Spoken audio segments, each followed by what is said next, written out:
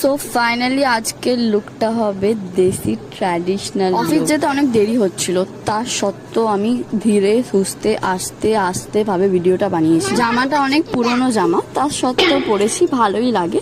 আমি অনেক দিন পর পর এই জামাটা পরি। এই জামাটার সাথে ওড়না আছে বলেই পরতে ইচ্ছা হয় না আমার, কারণ ওড়নাটা সামলানো একটু টাফ মনে হয়। তো যাই হোক, বেশি কিছু না সেজে অল্পর মধ্যে একটুখানি সেজে নিলাম, সেজে টেজে একটু ঢং দেখালাম, দেখো কেমন লাগছে। তারপরে লাস্টে একটা গুচির পারফিউম কিনেছিলাম, ওইটা একটু ঢং করতে করতে দেখিয়ে দিলাম। হ্যাঁ, এত দামি একটা পারফিউম কিনেছি, দেখাবো না কি করে।